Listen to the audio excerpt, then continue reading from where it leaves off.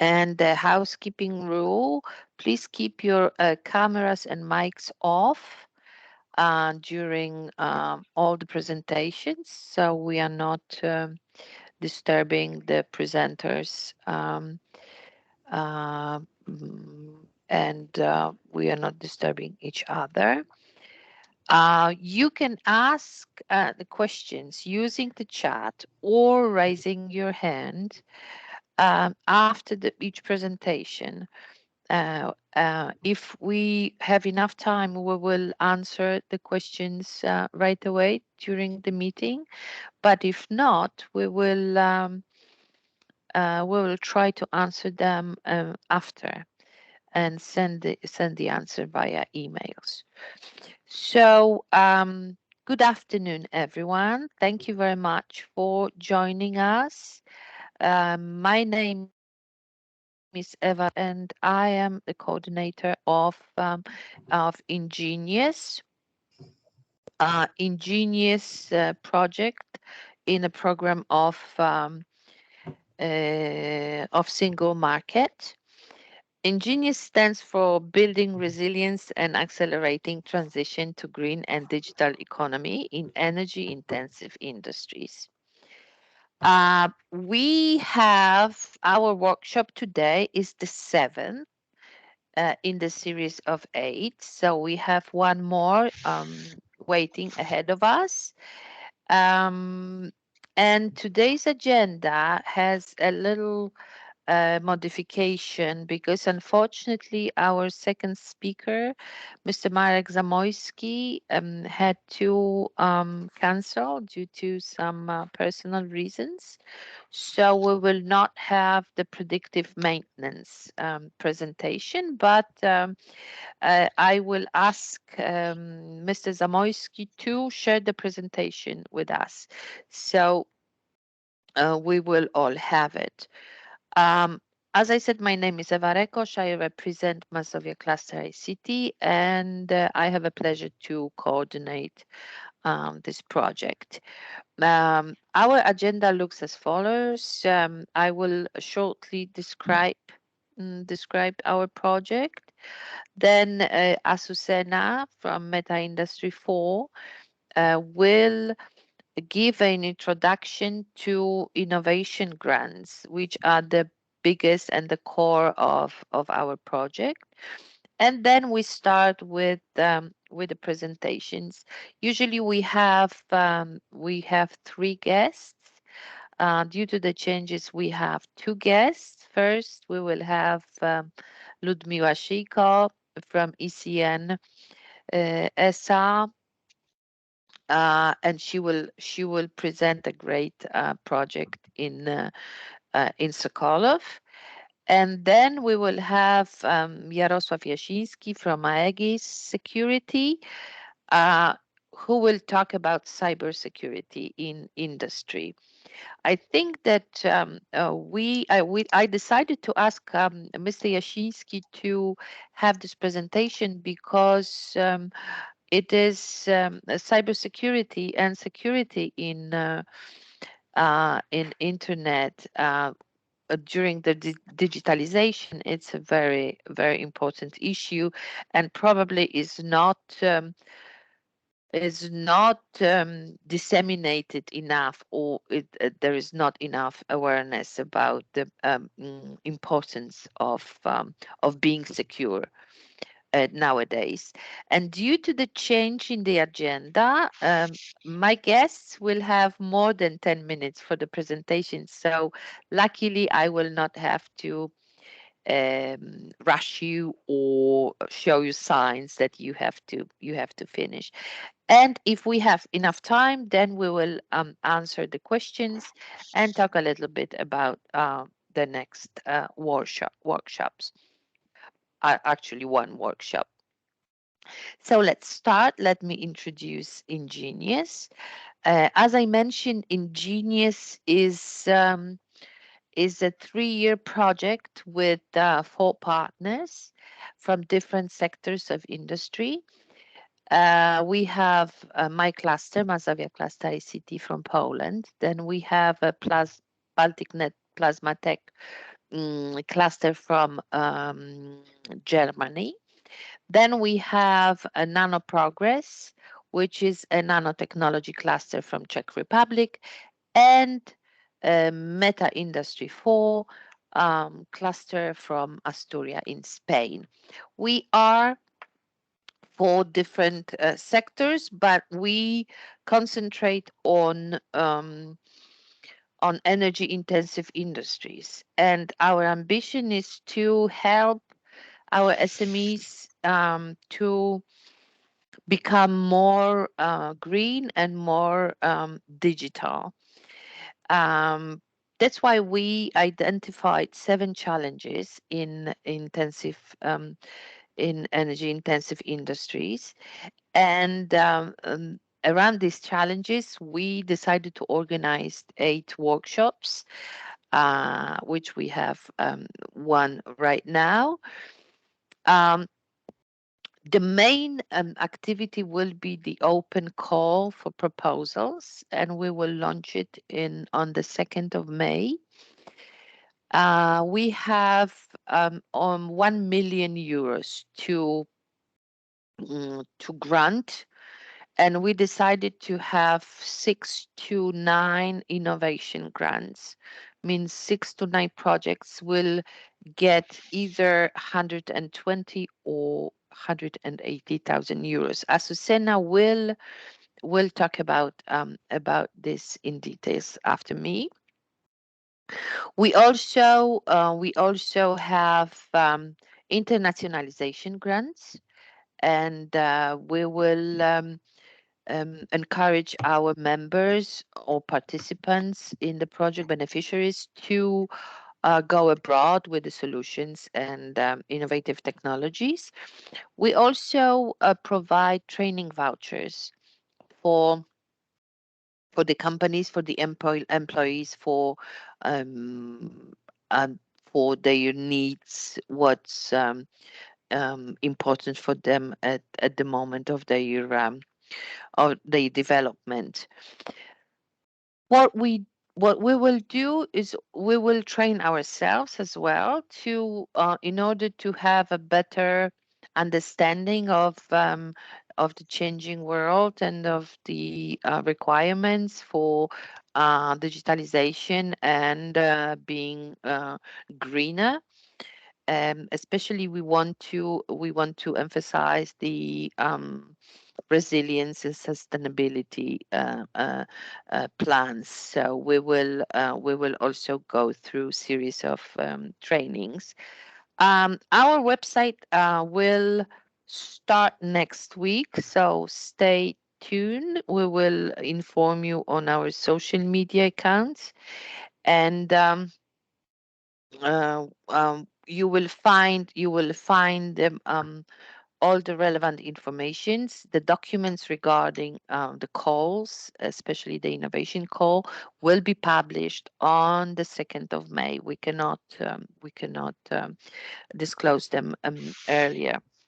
As I said, Ingenious is a very ambitious project, but with the great clusters, with the great partners, hopefully we will achieve all our goals and probably even go over the planned KPIs. So fingers crossed. That's all very short. Now I would like Azucena to present the innovation grant. We encourage you to ask questions, as I mentioned in the beginning, via chat or by raising hand. Thank you very much, and Azu, the floor is yours. Okay. Thank you, Eva. I will share my screen,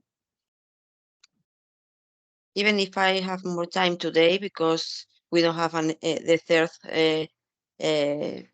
presenter. I think I wouldn't take more than usual. So let me see. Can you see it? Yes. Okay. So as Eva was introducing before, we will fund projects, innovative projects through the innovation grants in in Ingenious, with a total of financial support of 1 million euros. So the objective of these innovation grants is to fund innovative and collaborative projects in the area of energy-intensive industries. So how? Giving financial support to SMEs to develop projects. Then we will help SMEs to accelerate the implementation of the digital and green transformation. So what we are looking for? We are looking for proposals of projects that address either affordable, clean, and efficient technology solutions, or for the development of new business models, or innovative on services, technology, and production lines, or even opening new markets. So the proposals must be in a TRL level of 6 to 9, and will have a duration of 12 months. So it's a fixed duration of 1 year. Who can apply? The projects will be, the beneficiaries of these grants will be SMEs, but these SMEs can't be alone. So they will be joining a consortia of 2 to 3 SMEs. As I say, only SMEs can be beneficiaries. The SMEs can be involved in the energy intensive industry field, or can be providers of solutions to the energy intensive industries towards green and digital transition and resilience. Um, I may say that even if just SMEs can be beneficiaries, other organizations as big companies, university, research centers, etc., can be also supporting these proposals by subcontracting, for instance, or without funding, because they can be interested in the final solution that the project will achieve. About the consortium composition, I have to say that one of the SMEs must be a challenge owner, and one must be a solution provider. If we are talking about a consortium of 3 SMEs, then the third SMEs can be either another challenge owner or another solution provider. Concerning the funding, that is the most interesting part here. I have to say that the maximum funding per SMEs is 60,000 euros. So 180,000 euros per project is the maximum amount that we can give. The type of financial support is a lump sum, so no need to justify with tickets, or just you will have to justify the work with the results and with the monitoring of the project, with an intermediate report and a final report that we will ask for. The payments will be as so. 50% of the total amount will be prefunded at the very beginning of the project. So after the grant agreement, then after 6 months and the review and validation of an intermediate report, you will have 25% more of the budget. And at the end of the project, after 12 months, and in a time of 1 month more, you will have to present a final report that we will validate, and then you will have the 25% of the remaining budget. As a timeline, these are the dates that you have to take into account for applying. So the open call starts the 2nd of May till the 14th of July. Then the Ingenious team, the consortium of the 4 clusters will work in the review of the proposals. So we will have to select the eligible proposals, but it's not an evaluation, but just a checking of the documents and the fulfill of documents and all the formal things. I have to say that there will be no requirement period. So please try to ask us the questions and the doubts you have before the end of the open call date, that is the 14th July, just to be sure that you don't make mistake in any of the document. Then the evaluators that will be independent and experts will do the evaluation of the eligible proposals by September, October. And at the end of this time, we will communicate to the awarded projects, and you will have a time of 1 month and 15 days to sign the grant agreement.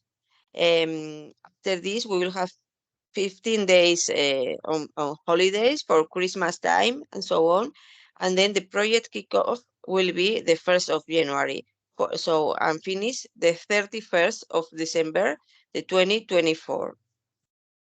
So here I wanted to leave you the web page that as Eva mentioned is gonna be available very soon, and all the information is gonna be there. The guide for applicants and all the documents related to the open call will be available from the 2nd of May, because we are not allowed to do it before. But hopefully you will have 1 month and a half to ask any questions or whatever you need. So now it's time to think about the, the, the proposals or the ideas you have in mind to go on and to prepare a project proposal. This is my contact address. So I am proyectos@metaindustry4.com, and my name is Azucena Jiménez. I'm project manager in Meta Industry, and I will be happy to answer all your questions related to this issue. Thank you very much. Thank you, Asu. Just a small correction. The call will be open for 2.5 months. So you will have more than 1.5 months, 1 month Sorry. Yeah, longer. Yeah, it's always better you are to, true. yeah, to have it. Mm, Also, I forget to mention that on our website, there will be a possibility to find a partner for a potential Sorry. consortium, because The matchmaking, yes. yeah, because we will have the matchmaking, I would say the market, okay, of the matchmaking market. So as I said, we will send you a message when the website will be operating, and hopefully, fingers crossed for good proposals. I think it's very interesting subjects. We have quite detailed guides for all grants. So you should plus frequently ask questions, the list of questions with the answers. But obviously, with all additional questions, please contact us directly. I think the best is to contact your clusters to have additional clarifications. So once again, Asu, thank you very much. And now we start with our first presentation. We start with Ludmila Shyyko. She's innovation director, or please correct me if I'm wrong. Innovation director in ECN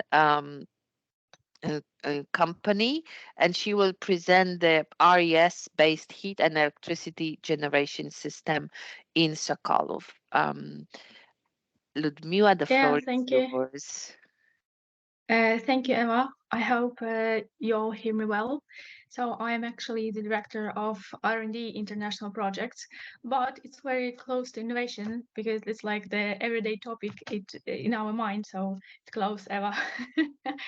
not big mistake. So today, I would like to present our very interesting topic: renewable energy sources in heating and generation. And as an example, our project in Sokolow, Podlaski. And right now, I will share my actually working everyday presentation that I send to everyone who would like to partner with us or who would like to know more about our company. So, as I told, ECN is a shortened from Energy Cluster Network. And from the first side, if you see the smiling faces of my colleagues, and this photo is taken from the event where our company actually have won biggest tender announced by Polish National R&D Center on design and construction innovative system for heat and electricity generation based on renewable energy sources, and this system should be like system for future. Before I show you some technical details about this project, I would like to tell you the first thing. Why this project was announced by National R&D Center. The main goal of them, it was to find the team who can design and construct example system that could be applied on other locations in Poland to support and push forward a green energy transition of the whole territory of Poland. As you can see here in this slide, the Sokolow Podlaski is only one project of our other projects, but this is a public project. That's why I can show you all the details and also answer your questions. It calls Clean and Safe Energy for Sokolow. And this project is actually named as a gold standard in Poland because not only because it's the first project of such scale, is such technology in the whole Poland, but also it is first project that is based on 95% of renewable energy sources, not only for electricity generation, but also heat. Before I jumped into technical details, I would like to make a note why this project is very important for us. First of all, it's because it's totally R&D. What does it mean? It means that we are working on similar project on commercial base, but this project is very interesting because of divided into three parts. One part is project design and documentation, where we had the opportunity and time to combine all possible concepts, all possible solutions, renewable energy, make calculations, make visualization, and even digital twin to take and create the best possible optimal solution that we can offer on this tender, because it's not a grant, it's a tender. So after our project was evaluated with different kind of independent experts, and when we saw our project in a number one on the ranking list, we understood that all our concept is not only correct but already verified with experts. And right now we are on the second phase, development phase, transit all our calculations from the project phase to development phase. And the third one a third one etap is testing and analysis. It's also very important because it's very rare. You can fully test all your equipment, all your concept in real time and real conditions. What does it mean? It means that even if our system is good enough, you cannot any time have a perfect. You always have good enough. We still have a lot of space to improve our system, to to add some additional elements, additional technologies, to test new concepts. So this project for us is not only good projects because it's all innovative and technically very high level, but it's really good space to introduce new technologies, introduce new concepts, and test it all in our platform. So to talk more about technical details. So as you see here in this slide, our concept include a lot of elements, a lot of renewable energy sources. We have here biogas station, we have heat pumps, we have photovoltaics and wind energy and everything. We have generator and everything is combined in such way so we have the minimum loss of any type of energy here in this system. For this purpose, we built the system which is geographically dispersed. That means that one of our component built here in the Sokolow Podlaski, and for example, biogas station in another village 10 kilometers far away, and between them there's pipeline and grid. And some of you may ask me, why do you have such dispersed localization, such a dispersed system? Isn't it would be more efficient to put everything in one place? The answer in this particular project, in our minds, it's not at all, because not only we have a lot of parameters that National R&D Center demanded. For example, the winner has to have the biggest number of renewable energy sources involved in this project, the biggest number of territory and buildings covered, and the smallest price of 1 megawatt hour energy. We still have some aspects that wasn't demanded, but for us it's very important. First of all, it's this geographically dispersed, since our company calls Energy Clusters Network is our main competence to create local energy clusters, technical clusters, not the business association or business clusters, but technical clusters. When we take a look, take into account the local resources, we take into account local consumers. I can create such system that will produce energy locally, consume energy locally. In such way, around such system will occur some additional services, and in such way we can push forward a local economy. So this is like the first part of my answer. The second part of my answer is very important, is energy security. So since the general policy of European Union as well as Poland is towards decentralization of energy system, that means that system which is manipulated and controlling from the one place is very vulnerable, and that's why it's a very good practice to have decentralized system that could, for example, one branch of the system could be turned off while the other branches it could be working okay. So in our project, in our concept, we also take a look at this, that in such way, such system which is dispersed in local territory but independent from the whole system is more energy secure. That means that if we have some correlation, some fluctuation on an energy market, or some additional changes in energy law or political situation, and etc., our project is still independent because of technology, and we always can improve it by adding new models, by adding new technologies.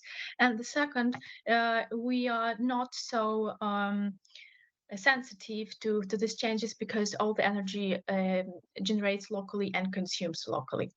So this is our project. I will send you my presentation. There's a lot of text here. Sorry for that, but I didn't remove them because I understand that this project could be interesting for you, and I can send my presentation and all the numbers and all the text. You can just read carefully and maybe get from it some additional information you would like to know.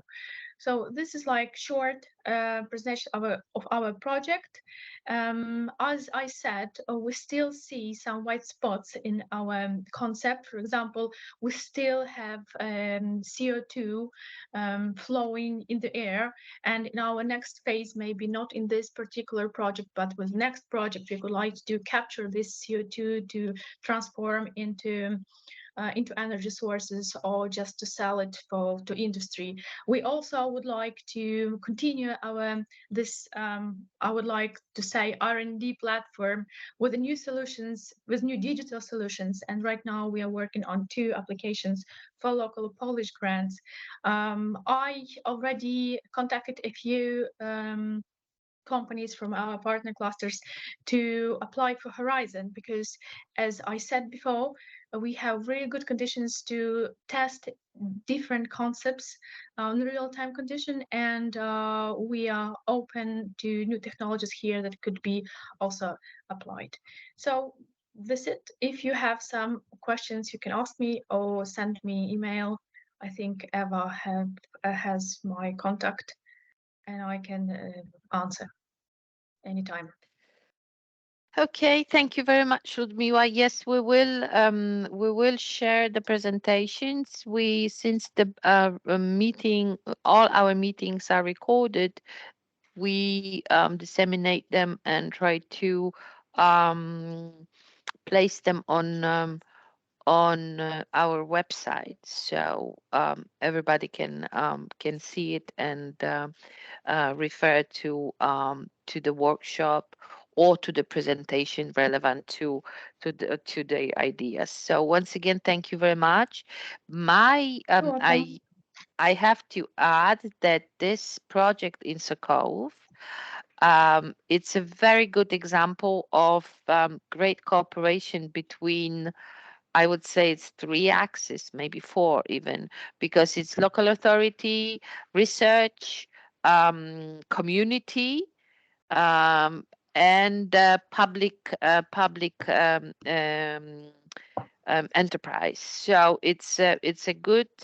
It's not an easy one, but so far so good, and fingers crossed that everything will end up. With a great success. As Ludmila mentioned, it will be a golden standard for the rest of Poland and could be for some parts of Europe. So thank you very much. Um, Now we have time for. Sorry, my friend just was leaving for vacation and saying goodbye to everybody. Our next presenter um, is Jarosław Jasiński from Aegis Security. It's a company which I really value a lot because their activities are not only to assess your possibility or to assess your level of security, but also to raise the awareness about the importance of cybersecurity. And as I mentioned in the beginning of our workshop, probably we are not alert enough to see how dangerous and how dangerous and how disturbing this cyber attacks could be to our industries, even our personal accounts. So, Jarek, thank you very much for being with us, and the floor is yours.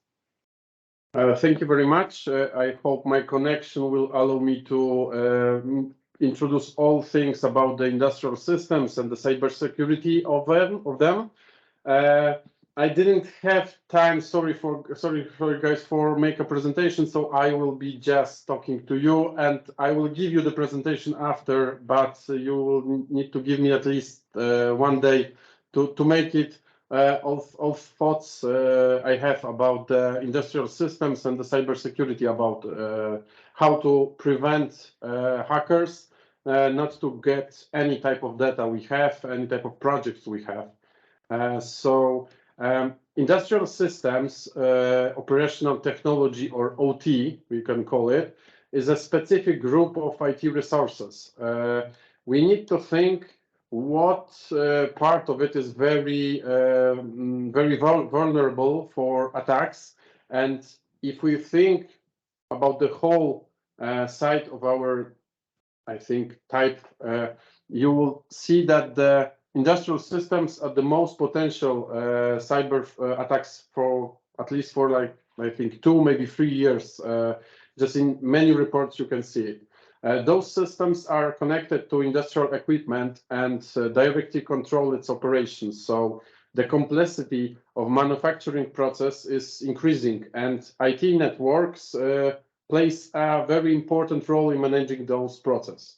There are many types of attacks that can occur, especially attacks targeted in supervisory control and data acquisition. It's called SCADA. or any type of control systems.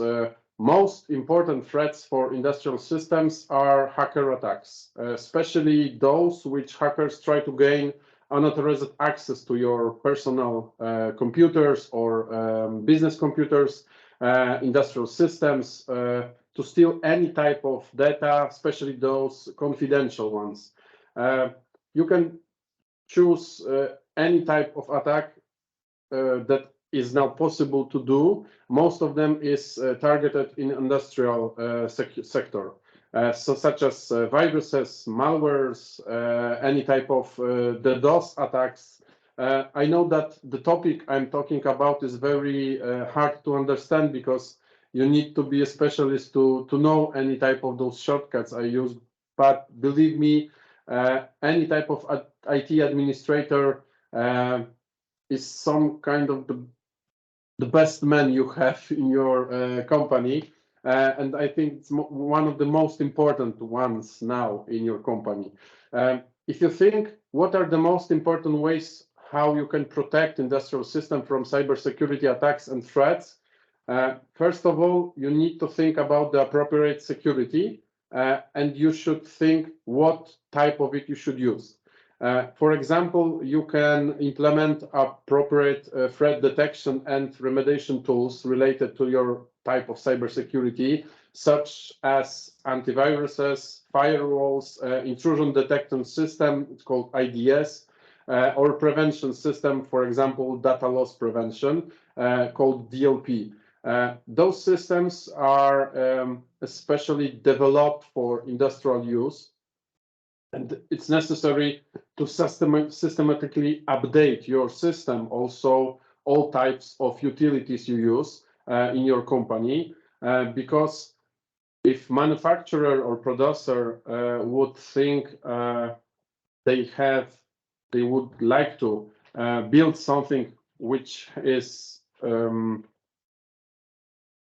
compared to Swiss cheese, I think, so has many holes, they probably never would make any type of updates for it. So if you see in any type your software you are using allowance for an update, you should do it, because hackers are waiting for you not to do that. So if you think, and the common problem for industrial system is that they often use old versions. We operate on old machines that is not supported from the manufacturers. So if you think of that, for example, Windows XP is probably installed in most of the machines the manufacturers now use, and it lost support from the Microsoft in 2014. Now, most of you guys use probably Windows 10, which will end his support licenses in 2025. So in not long future, as you can see. It is important for employees to be aware of cybersecurity, especially risks, and know how to recognize suspicious behavior or hacker attacks. You should also pay attention to that they don't share confidential information or passwords in third parties.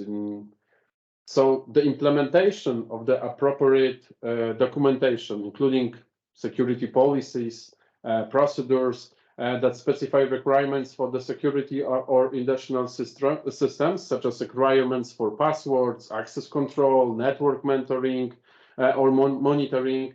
A lot of industrial plants use weak authentication and default passwords. For example, most of the producers give the passwords, for example, for routers or switches, where when username is admin and the password is admin1234. So if I'm a hacker, I would be trying to use the most common passwords for beginning of my attack, because most of us don't change or even don't know how to change that passwords. If you think, it's also necessary to create regular secure backups of data to prevent data loss in the event of an attack or system failure. So if you think how to prevent, for example, ransomware attack, which will encrypt your data, you will need to think about the most known rule in IT security. It's rule 3-2-1. So you have to have 3 places where you have a backup. 2 of them should be in different places. For example, 1 in your company and 1 in the different place that your company is. Maybe in your home, maybe in the second plant, or in the second place where you manufacture something. And the one is for it that at least 1 of those backups should be in a cloud, because this is the easiest way to restore all your data if you have been attacked or your defenses are breached. So remember, 3-2-1 rule. 3 places, at least 1 of them should be outside your organization, and 1 of them should be in the cloud. If you think about the backups, you also think about the passwords and antivirus software. So if you think about the rule, you should think about the passwords, where you put them, where to handle them, how to change them. I know the most of the corporate thoughts we have is that you need to change a password every once a month. But if you do it, most of the passwords will look, for example, if I'm working in a manufacturer, for example, Goodyear, you will have passwords like Goodyear 1, Goodyear 1.2, Goodyear 1.2.3, and it will be repeating. So the password will be weaker and weaker and weaker every time you change it. Most of the security companies agree that you should change a password at least 1 every year. But if you have a strong password, what is a strong password? Strong password is something that includes at least 8 characters, but 8 characters are breakable in like 30 minutes. So it should be longer than 8. I think 16, maybe 20 characters. At least some of them should be special, like numbers, or maybe some kind of signs. You should make capital and small letters. And the most important things, that the password shouldn't be a word that you can find in any type of dictionary, because most of the encryption programs will use the dictionaries against you. So if you think about password, just think about a word and change some of the letters. Maybe S, it can look like 5, E can look like 3, O can look like 0. So if you think about the password, for example, lemon, you can type it L3M0N, and for example, you can use 2 maybe numbers like 34. This password should be tough to break, and most of the encrypt programs will not handle that kind of password. At least if not, lemon is not, for example, your logo or a part of your name of your company. If you think about the cybersecurity, about the attacks, most of us thinks that this happened in movies. But I can show you some examples. I will tell you about some examples of attacks on industrial systems that had a place in the world. For example, there is a malware called Stuxnet, which was most known about attacks on industrial systems. So in 2010, the system of industrial control of Iranian nuclear power plant was attacked by the malware, and it was designed to infect computers and industrial control system by exploiting vulnerabilities in softwares. So if you think you are managing a nuclear power plant, it should be safe. So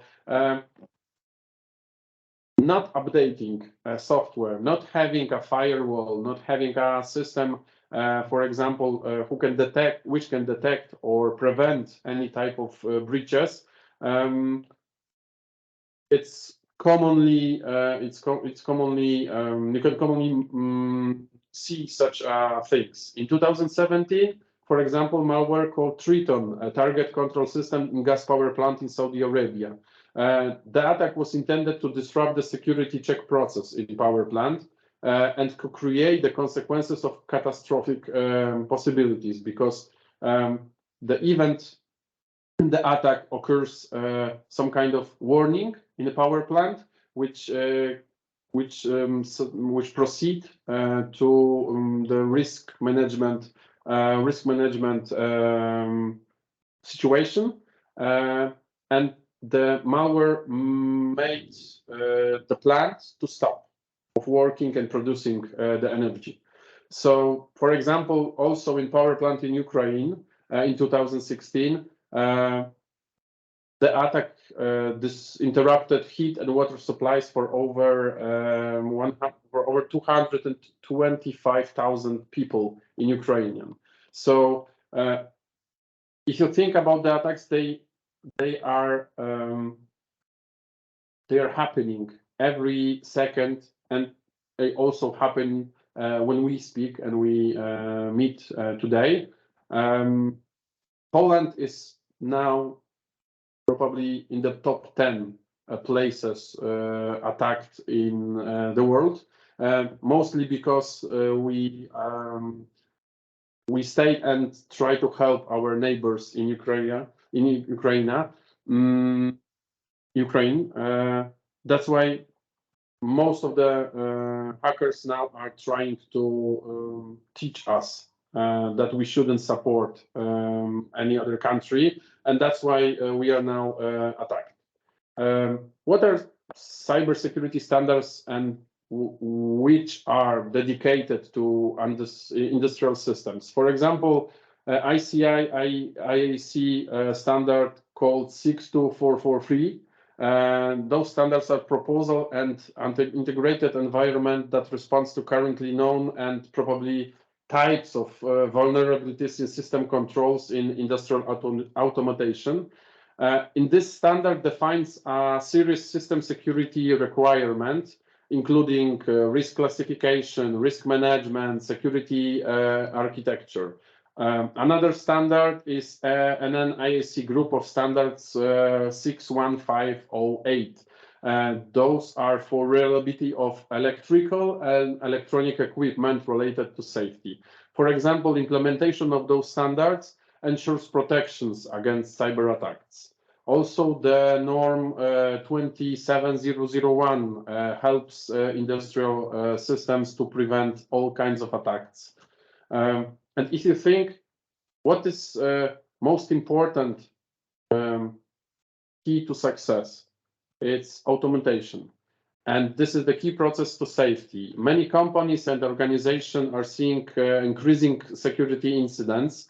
And according to ENISA Threat Landscapes 2022 report, the main threats are ransomwares, malwares, social engineering attacks, so targeted to people, data risk, for example, unauthorized access or leakage, availability threats, for example, DDoS attacks or website attacks, disinformation, attacks on supply chains. If you think about the industrial companies, the main risk is when they stop producing something. And if you cannot change any type of if you cannot repair any type of machines, you have a problem because your production is stopped. And if you attack on supply chains, you will stop the producer to produce. Also, they can lead to serious consequences. For example, reduction of revenues, loss of reputation, or theft of sensitive data. The answer to that automation is security operation centers. The challenge of that security operation center, in a shortcut called SOC, is to prevent attacks on organization, and you can use various systems to do that. For example, you can use endpoint detect response system called EDR. You can use firewalls, so the places where the internet stick with your connection. You can use IDS, IPS systems. You can use sham systems. Each of them has a separate console. Each of them has this, different management and operation rules. If you think about the security company, and the industrial companies are trying to be the most secure in the whole world, most of them have more than 20 different security tools. So if you ask yourself, how many tools of cybersecurity systems we have? If you have 1, 2, or maybe 3, this is the place where companies like mine should make an audit and try to help you find those loopholes in your systems, because believe me, now industrial companies are the most targeted companies in the world, because they have a lot of money to lose, and they will try to pay any type of ransom, the hackers will force them to pay. So if you think about the SOCs, you also need to think about the security, orchestration, automation, and response. Again, another shortcut, because the whitening of this is very tough to remember. So it is called SOAR. If you think about it, the challenges are addressed by that kind of program, that kind of software. It enables you to collect any type of information about incidents you have in your software. It will detect any type of incidents. It will show you, and it will try to alert you when something changed, for example, in your stream, when you are connecting to the internet. If you think, is there any type of software which allows you to control all those, as I said earlier, at least 20 different systems? Yes, they are, but of course they are expensive. Still, you can manage to do that with smaller softwares. You can try to make it, but you will need to think about some kind of rules in your organization. For example, we can distinguish 2 groups of integration. The first one includes actions that allow you to analyze the data contained in alerts and enrich them. For example, check file or URL in sandbox, so in a place where you can open it safely and you will not have risk for downloading something bad, something wrong for your organization. You also need to check the reputation of your file. For example, antiviruses, they scan all types of files, and they are trying to see if the control list of the file is properly. So if it's infected, the control number of that file will be changed. So antivirus, that's how antiviruses work. So they are just scanning all types of data we have on our computer, and if something changed, they will show you. If I see you, so I need to finish. Yeah, Jarko, you should wrap up. Okay. Slowly. So the second group concerns the implementation of answers to incidents. So if you have an incident, you need to quarantine the file, quarantine the situation. You need to block IP or on firewall or your agent. You need to block the domain or block the proxy. Add email to the gateway blacklist if incident process. So all type of those situations, the SOAR software will handle for you. And how do you start it? First of all, you need to contact, for example, any type of cybersecurity company you have around and ask them for a security audit. This is the first step of many steps your company will have and should have in the long but safe journey to make your industry company hacker safe. I think this is the best. As I said on the beginning, I will give you the presentation because I know that there are many tough words I use, but cybersecurity is a tough topic, tough subject. Okay, thank you very much, Jarek. We were just commented that it's a good old style presentation without the slides, and thank you. We will wait for your presentation. I know that the last one you gave us was a great and still appreciated. Just to add a little bit to Jarek's presentation is that I did not know that how easy is to find a lot of personal data in internet. We did because Jarek's company helps us to develop as our service on cybersecurity audit. So, and he checked, and I don't remember 5 minutes. He collected so many interesting things about me and my accounts that I was really scared. So definitely we have to be very careful. Plus one more comment. We in another project we are talking about cybersecurity, and we have a cybersecurity expert from Lithuania. And what he said that the biggest problem with the hackers in Lithuania is that they attack you for ransom. They attack you and they tell you if if you don't pay us 25,000, you depends on the size of the company or a hacked enterprise. If you don't pay us 25,000 euros, we will sell the data and the companies pay. I know that he said that most of the companies pay. So it's very difficult. We have 3 minutes left. I know that there was a movement on the chat. Thank you, Azucena, for taking care of the questions. I want to mention that as I said, all the recordings will be available on our website.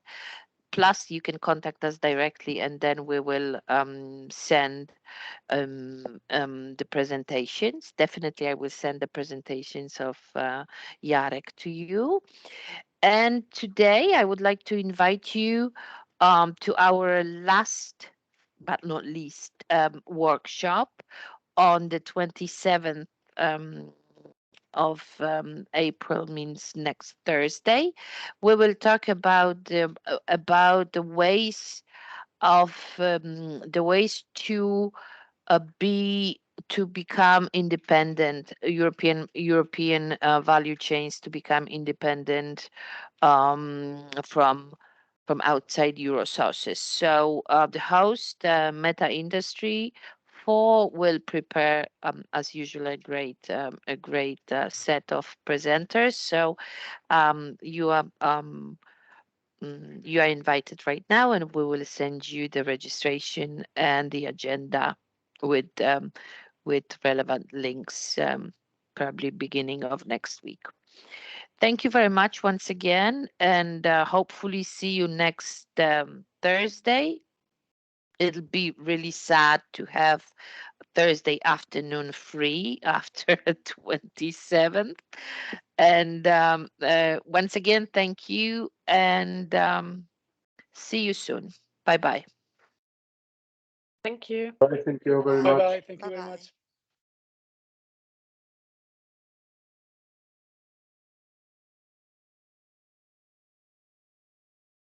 Okay. We are staying, right? Yeah, we are staying. Good. I was too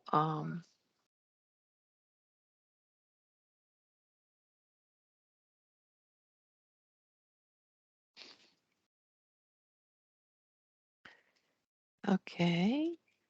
Jose has left. No, Jose is still there. Jose. It's Jose Ramon. Jose Ramon. Okay, so we are okay. three of us. Let's just wait. Yeah, okay. We have a few more left. Is Sylvia with us still? Sylvia, Sylvia? okay. Yeah, Sylvia Sylvia's fine. can, yes, Sylvia can. Now, We now, accept yes, Sylvia. now we are- Okay, I guess. Can you stop the recording as well? Sorry.